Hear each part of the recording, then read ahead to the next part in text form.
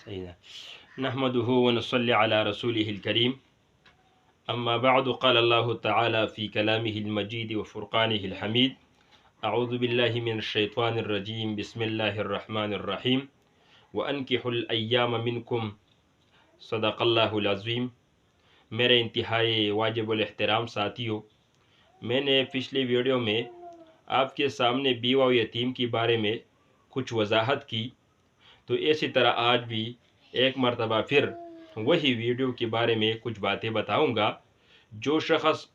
ان عورتوں کی، ان مسکین اور غریب عورتوں کی جو ان کے شوہر اور خاوند وفات پا چکی ہے،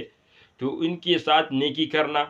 ان کے لیے خدمت کرنا، اس میں اللہ رب العالمین کیا دیں گے ان کو۔ جیسا آپ کی معلوم ہے کہ وہ شخص جو بیوہ اور مسکین کے ساتھ ان کی مسائل اور مشکلات کو حل کرنے کے لیے ان کے لیے دوڑ دھوپ کرتے ہیں، تو وہ فی سبیل اللہ میں ہے۔ یہ تو رسول اللہ صلی اللہ علیہ وسلم کا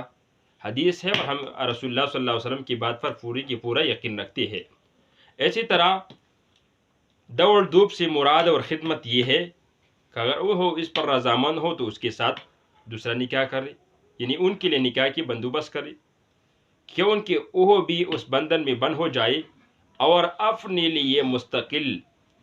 ایک نیا ساتھی وہ تلاش کرے، تاکہ ان پر بھی کچھ آسانیاں پیدا ہو جائے، ان کی جسمانی اور روحانی تسکین بھی ان سے وہ حاصل کر سکتی، تو یہ ان کے لیے بہتر ہوگا۔ اسی طرح اللہ رب العالمین نے فرمایا کہ انکحوا الایام منکم، کہ اپنے سے بے شوہر عورتوں کے لیے نکاح کرو۔ لیکن اگر کوئی بیوہ عورت عصمت اور اپنی عزت برقرار رکھتے کے ساتھ ساتھ چھوٹے چھوٹے بچوں کی پرورش کرتے ہیں، یعنی ان کی خاوند وفات پا چکی ہے، شوہر وفات پا چکی ہے، اور وہ ان بچوں کی جو ان کے چھوٹے چھوٹے بچے ہیں ان کے ساتھ زندگی گزارتے ہیں، ان کی عظمت، ان کی عفت اور ان کی پاک دامنی اور ان سے گناہ نہ ہونے کا خطرہ موجود نہ ہو، وہ اپنی حفاظت خود کرتے ہو اور نکاح کی بندھن سے آزاد رہے، تو ان کی بڑی فضیلت اور ثواب ہے۔ یعنی وہ عورت جو اپنے بچوں کے ساتھ پہلے خاوند کے مرنے کے بعد وہ اپنے بچوں کی پرورش کرتے ہیں اور ان کی حفاظت کرتے ہیں، تو اس کے بارے میں رسول اللہ صلی اللہ علیہ وسلم نے فرمایا انا وامرأۃ صفعاء الخدین کہاتین یوم القیامت او ما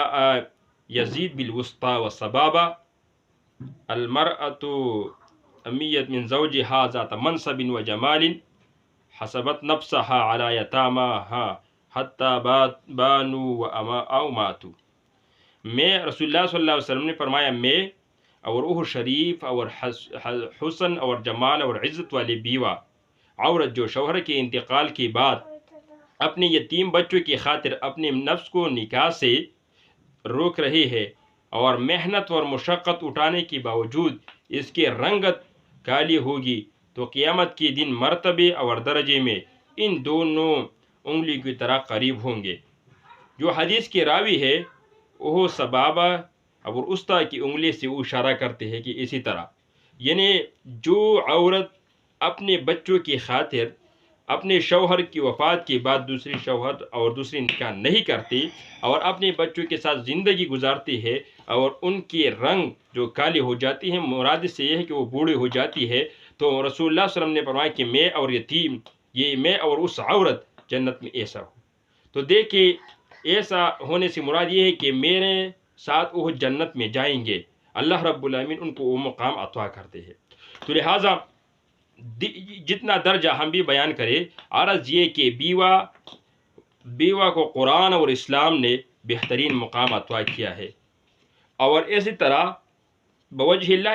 اس کی خدمت کرنا، اور اس کی خدمت کرنے والا سعادت مند اور بانصیب ہے۔ اسلام آنے سے پہلے زمانہ جاہلیت میں اگر کوئی عورت بیوہ ہو جاتی تو وہ بیچاری کی زندگی جیتی ہی جہنم بن جاتی، اور بیوہ ہونے کے بعد اسے سسرال میں رہنے دیا جاتا، نہ ان کے ساتھ کوئی اچھا سلوک ہو جاتی، نہ ان کے ساتھ اچھی برتاؤ کیا جاتا، نہ ان کو یہ اجازت دیتا کہ وہ عدت کے بعد دوسری کے ساتھ نکاح کرے۔ یعنی یہ ان مقام یہ صرف اور صرف اسلام نے دیا ہے کہ جب ان کے شوہر وفات ہو جائے تو 4 مہینے گزرنے کے بعد وہ عدت پورے ہونے کے بعد وہ دوسری نکاح بھی کرتے ہیں، لیکن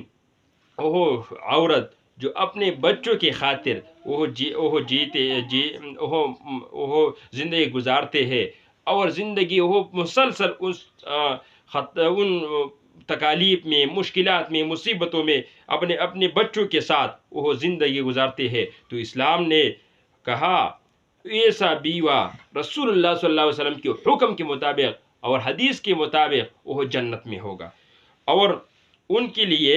اچھی مقام اور مرتبہ ہوگا۔ تو آئیے ہم دیکھیں کہ ہمارے اور آپ کے ارد گرد جو عورتیں ایسی طرح ہو جاتی ہے، بیوہ ہو جاتی ہے، اور بیوہ ہونے کے بعد وہ اپنے بچوں کے ساتھ وہ زندگی گزارتے ہیں، تو ان لوگوں کی مدد کرنا ہماری اور آپ کی ذمہ داری ہے، اسلامی ذمہ داری، شرعی ذمہ داری، دینی ذمہ داری ہے، تو اس کا پورا کرنا ہمارے اور آپ کے فرض ہے۔ تو ان کی حفاظت کرنا، ان کی مسائل مشکلات کے لیے دوڑ دھوپ کرنا، ان کے لیے خوراک کا انتظام کرنا، ان کے لیے رہن سہن کی اچھی طرح بندوبست کرنا، یہ ہمارے اور آپ کی دینی فریضہ ہے۔ تو لہٰذا ہمیں بھی چاہیے اور آپ کو بھی چاہیے کہ ہم اسے دینی فریضے کو پورا کرتے ہوئے اللہ رب العالمین ضرور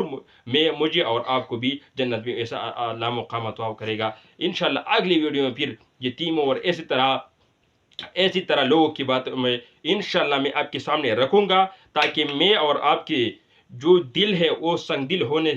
سے بچ جائے اور وہ نرم دل ہو جاتے، اور ان لوگوں کے لیے وہ خدمت میں، ان کے لیے مشقت اور تکلیف میں